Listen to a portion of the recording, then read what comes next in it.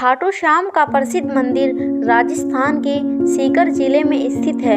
खाटू श्याम बाबा जी को श्री कृष्ण का अवतार भी माना जाता है। देश के करोड़ों लोग खाटू जी की पूजा करते हैं। खाटू श्याम जी के मंदिर में हर वक्त भक्तों का तांता लगा रहता है और विशेष रूप से होली से कुछ दिन पहले सीकर जिले में खाटू श्याम जी का विशाल मेला आयोजित किया जाता है, जिसमें राजस्थान सहित अन्य प्रदेशों के श्रद्धालु भी बाबा के दर्शन करने आते हैं। खाटू श्याम जी की कहानी महाभारत काल से ही शुरू होती है, जिसमें उनका नाम बर्बरिक था। बर्बरिक भीम का पुत्र और घटोत्कच का पुत्र था। बर्बरिक बचपन से ही बहुत एक अच्छा योद्धा था। बर्बरिक ने अपनी माँ से युद्ध कला सीखी। बर्बरिक देवी शक्ति का बहुत बड़ा भक्त था। एक बार बर्बरिक ने देवी शक्ति की कठोर तपस्या की। बर्बरिक की कठिन तपस्या से देवी शक्ति वहाँ प्रकट हुई। तुम्हारा कल्याण हो पुत्र, मैं तुम्हारी तपस्या से अति प्रसन्न हूँ। बोलो, क्या वरदान चाहिए? माते, आपने तो मुझे दर्शन दे के ही कृतार्थ कर दिया। अब तो बस एक ही अभिलाषा है, आप अपना आशीर्वाद मुझ पर सदैव बनाए रखिए, जिससे मैं अपना संपूर्ण जीवन दीन दुखियों की सहायता करने में व्यतीत कर सकूं। माँ, तथास्तु। तुम सदा दुर्बलों का सहारा बनोगे। मैं तुम्हें ऐसी शक्ति प्रदान करूंगी जो तीनों लोकों में किसी के पास नहीं है। पर याद रहे, तुम्हें इन शक्तियों का दुरुपयोग नहीं करना है। देवी शक्ति ने बर्बरिक को 3 दिव्य बाण वरदान स्वरूप दिए। वे बाण अपने लक्ष्य को भेद कर वापस लौट जाते थे। इसी वजह से बर्बरिक अजय हो गया और अपनी माँ के पास पहुंचा और देवी शक्ति के वरदान के बारे में बताया। वह कहता है, हाँ, मैं भी कौरव पांडव के युद्ध में जाना चाहता हूँ। मेरे युद्ध में जाने की बहुत इच्छा है माँ।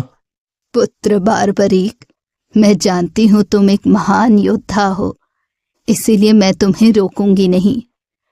पर मुझे वचन दो कि तुम्हारे का सहारा बनोगे। तुम युद्ध में हारने वाले की तरफ से ही लड़ोगे। मैं आपको वचन देता हूँ माँ कि मैं युद्ध में हारने वाले की ही तरफ से लड़ाई करूंगा। अपनी माँ को वचन देकर बर्बरिक ने घोड़े पर सवार होकर और देवी शक्ति के दिए हुए 3 बाणों को लेकर रवाना हो गया। भगवान कृष्ण तो अंतर्यामी हैं, वे ये सब लीला होते हुए देख रहे थे। भगवान कृष्ण जानते थे कि बर्बरिक को केवल हारी हुई सेना की ओर से ही लड़ेगा, और वे ये भी जानते थे कौरवों को भी इस बर्बरिक के वचन के बारे में पता है। बर्बरिक कौरवों का सहयोग कर पांडवों का विनाश कर देगा। इस प्रकार जब वो कौरवों की तरफ से लड़ेगा, पांडवों की लड़ाई करती हुई सेना कमजोर हो जाएगी। उसके बाद वो पांडवों की सेना में चला जाएगा। इस तरह वह दोनों सेनाओं में घूमता ही रहेगा। श्री कृष्ण को पता था, अगर बर्बरिक इस युद्ध में शामिल हुआ तो कोई भी सेना नहीं जीत पाएगी और अंत में कौरव पांडवों का विनाश हो जाएगा और केवल बर्बरिक ही शेष रह जाएगा। इसलिए रास्ते में ही श्री कृष्ण ने ब्रह्मा वेश धारण कर बर्बरिक को रोका। उपाय है, मुझे बर्बरिक से उसके शीश का दान मांगना होगा। श्री महावीर योद्धा, तुम कौन हो? ये कुरुक्षेत्र की रणभूमि है। तुम कौरवों और पांडवों के युद्ध में क्या कर रहे हो? हे ब्राह्मण देव, मैं घटोत्कच का पुत्र बर्बरिक हूँ। मेरा प्रणाम स्वीकार कीजिए। मैं महाभारत के युद्ध में सम्मिलित होने आया हूं। ऐसा कैसे हो सकता है पुत्र कि तुम मात्र 3 बाण से युद्ध में सम्मिलित होने जा रहे हो? ब्राह्मण देव, ये बाण कोई साधारण बाण नहीं है।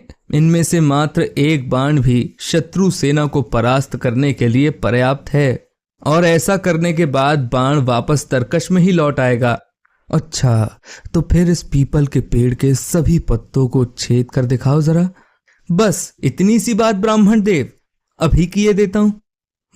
बर्बरिक ने ब्रह्मा रूपी श्री कृष्ण भगवान की चुनौती स्वीकार कर ली। बाण ने अपने लक्ष्य से तुरंत छूटते ही सारे पत्तों को भेद डाला और वापस आकर ब्राह्मण रूपी श्री कृष्ण के पैरों के आसपास चक्कर काटने लगा, क्योंकि उन्होंने भी एक पत्ता अपने पैर के नीचे छुपा रखा था।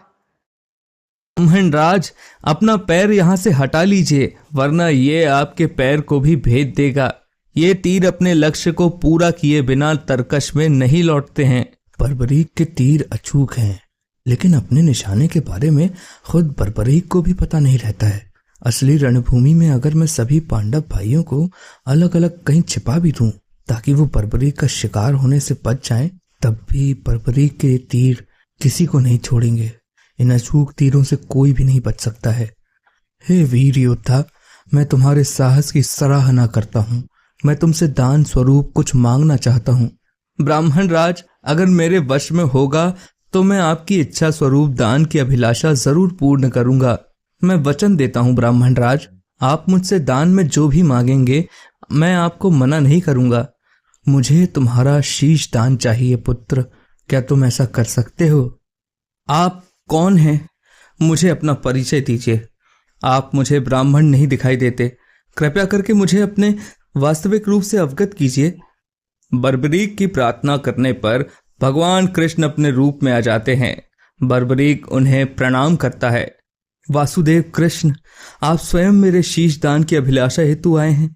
बर्बरीक, युद्ध भूमि की पूजा के लिए एक वीर वर क्षत्रिय के शीश दान की आवश्यकता होती है और तुम महावीर महायोद्धा हो, अतएव मैं तुमसे शीश दान मांगता हूँ। हे वासुदेव कृष्ण, मैं आपको अपना शीश अवश्य दूंगा, पर मेरी 2 इच्छाएं हैं। पहला ये कि मेरी देह को आप स्वयं अग्नि देंगे और दूसरी इच्छा ये है कि मैं अंत तक इस युद्ध को देखना चाहता हूँ। ऐसा ही होगा वीर शीश दानी बर्बरीक। कलयुग में लोग तुम्हें हारे हुए का सहारा बोलेंगे, तुम्हें श्याम नाम से पुकारेंगे। मेरे नाम से ही तुम्हारी कलयुग में पूजा की जाएगी। कलयुग में खाटू श्याम नाम से तुम्हारी पूजा होगी। फागुन माह की द्वादशी को बर्बरीक ने अपने शीश का दान दिया। बर्बरीक को ब्रह्मा जी ने एक श्राप दिया था, जिसके मुताबिक उनकी मृत्यु पृथ्वी लोक पर भगवान कृष्ण के ही हाथों होगी, तभी वो श्राप से मुक्त हो पाएंगे। बर्बरीक का शर युद्ध भूमि के ही समीप एक पहाड़ी पर सुशोभित किया गया, जहाँ से बर्बरीक ने महाभारत का संपूर्ण युद्ध देखा। युद्ध की समाप्ति में पांडवों में आपसी बहस होने लगी कि युद्ध में विजय का श्रेय किसको जाता है। इस पर श्री कृष्ण बोले, तुम सबको आपस में विवाद में पड़ने की कोई आवश्यकता नहीं है। बर्बरीक का शीश संपूर्ण युद्ध का साक्षी है, अतः उससे बेहतर निर्णायक भला कौन हो सकता है। ठीक है वासुदेव, फिर हम इस निर्णय को जानने के लिए बर्बरीक के पास ही चलते हैं। पौत्र बर्बरीक, तुमने तो युद्ध को बहुत ध्यान से देखा है, क्या तुम बता सकते हो हम सब वीरों में से इस युद्ध को जीतने का श्रेय किसे जाता है? श्री कृष्ण ने ही इस युद्ध में विजय प्राप्त कराने में सबसे महान कार्य किया है। उनकी शिक्षा, उनकी युद्ध नीति निर्णायक थी। मुझे तो युद्ध भूमि में सिर्फ वासुदेव कृष्ण का सुदर्शन चक्र घूमता हुआ दिखाई दे रहा था, जो कि शत्रु सेना को काट रहा था। इस धर्म युद्ध को जीतने का संपूर्ण श्रेय भगवान श्री कृष्ण को ही जाता है। वीर बर्बरीक, तुम धन्य हो, तुमने बिल्कुल सही निष्कर्ष दिया है। इसके पश्चात सभी पांडव बर्बरीक के निर्णय की सराहना करते हैं और भगवान कृष्ण से क्षमा मांगते हैं, क्योंकि वे जानते थे यदि स्वयं वासुदेव नहीं होते तो ये धर्म युद्ध जीतना असंभव। धर्म की विजय स्वयं वासुदेव के कारण ही हुई थी। भगवान श्री कृष्ण के आशीर्वाद से बर्बरीक को कलयुग में श्याम नाम से पुकारा जाने लगा। आज भी खाटू श्याम के भक्त उनके दर्शन करने जाते हैं और उनसे मनोवांछित फल पाने की कामना करते हैं। Happy birthday Khatu Shyam ji.